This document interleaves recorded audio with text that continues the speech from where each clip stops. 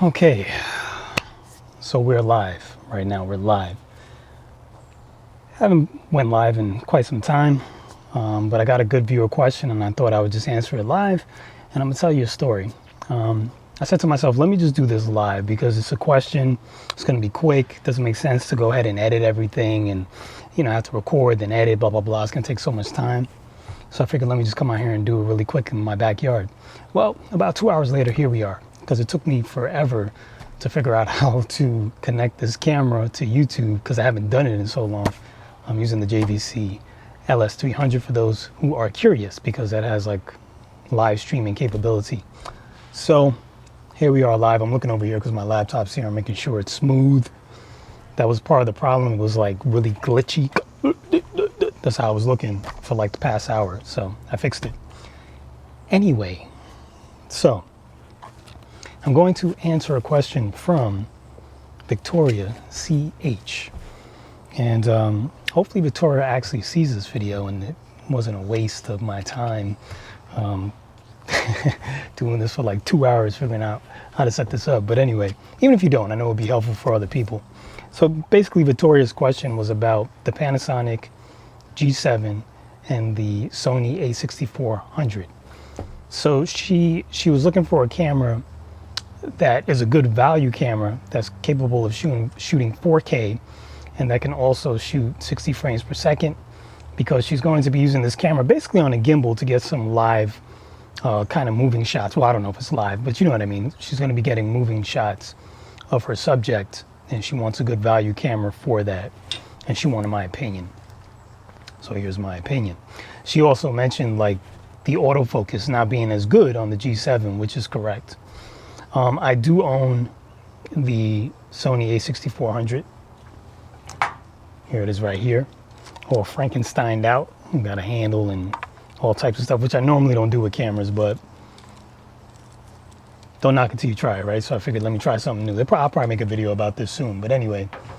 So let's just talk about some of the things that you were interested in. And sorry that the exposure is going in and out. I'm in my backyard and I can't control the sun. But the 4K thing. So basically the Panasonic G7 obviously can shoot 4K, and so can the Sony A6400. So they both can do that part. Neither one can shoot 4K and 60 frames per second. They both do 30 or 24. However, you can shoot 60 frames per second in 1080 on both of them. However, on the Sony, in addition to shooting 60 frames per second, you can also shoot 120 frames per second. So it has a little leg up on the G7 on that part of it.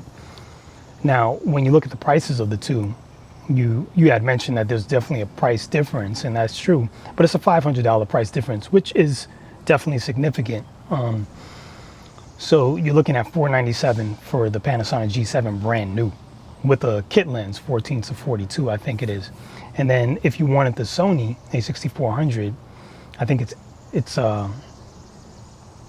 what is it, $997? I think I wrote it. Yeah, it's like $998, and that comes with the 16 to 50 millimeter lens, and it's still to me a very good value for what the A6400 is, because the A6400, which I've used for a few weddings at this point, can shoot log, which I typically don't use a lot, but I know a lot of people do.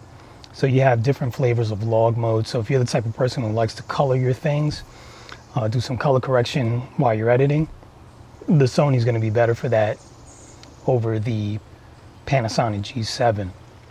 But if you don't care about that, not really a big deal. Also, you got to say that the Sony, like you mentioned, the autofocus in it is far superior to the G7. I also have a G85 right here. I've done some videos about this camera. Great camera, but the autofocus sucks. And this is newer than the G7, and the autofocus still sucks for video. I shouldn't say, because for photos it's not bad, but for video it's pretty terrible. When you're dealing with the continuous autofocus, I should say, I can't just say it's terrible, because if you're not using continuous autofocus and you're just using a standard, just a standard autofocus where you hit the shutter and it focuses on what you want, or you tap the screen and it focuses on what you want, you lock it. It does that well. It's just continue autofocus does not work very well. But on the Sony, absolutely amazing. It works so well. So there's that. So if autofocusing is important to you, if shooting log is important to you, if 120 frames per second is important to you, you know, maybe the Sony might be the route you want to go. But if it's not, then you're just paying for features that you're not really going to use. So I think the Panasonic G7 might do the job. Also, now that I'm thinking about it, another thing about the Sony that far surpasses the Panasonic G7 is the low light performance. I am so surprised at the low light performance that I get out of that camera. It is absolutely amazing. Just absolutely amazing for a camera that's really not that expensive. And it's not full frame, it's a crop sensor, but it still has excellent low light performance, way better than the G7. How do I know that? Because the G85 is better than the G7 in terms of low light performance, and the Sony kind of blows this away. So there you go. Let me just look at my notes to make sure I'm not forgetting anything. But that's about it, really. You keep in mind too, the G7 has the variable angle flip screen, so you can flip it out and flip it towards you. And it moves all over the place, which is really nice. And then the Sony only can tilt down, tilt up, and then tilt over so that you can see yourself if you're recording yourself like I'm doing right now. So, which is not as good as a variable angle, but it's not that bad. I've gotten used to it and it still does a lot. So you got to keep that in mind as well. Now, just one last thing before I get out of here, and hopefully this thing isn't glitching too much. And hopefully my audio still works. I think it does. Keep in mind that there's another camera that you can look into, which is also a pretty good value, and that's the Canon M50, which I've done a few videos on as well. Now, what does this do differently than the G7 and the A6400? Not a whole lot much, except for one thing. It does have in-body stabilization built in, so there is stabilization built into the camera, but it's like a digital stabilization, so you can stabilize, you know, whatever lens you put on there, but it's electronic. It's not like the sensor shifting around.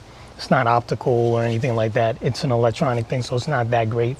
I've done videos on that if you want to see. So if you're moving around and following your subject and trying to use that stabilization that's in the camera, it's not going to be good. But if you were just doing some pans and tilts and stuff, and you want to get the shake out of that, but you know you're stationary and you're just moving around, it's great for that. It really works well for that. Has 4K, but I think it only does 4K at 24p. It doesn't do 30p. Obviously, you can shoot 1080 HD in 60 frames per second. It could do 120 frames per second, but only in 720, which is really weird. And yeah, that's about it. I mean, it's a good camera. I use it a lot for like family stuff, to be honest, because it's so small and lightweight and very easy to use. Easier to use than the Sony and the Panasonic for that matter. It's just a very easy menu system. And the price of that one is, right now you can get that for $599 with the 15 to 45 kit lens if you want it. So not bad.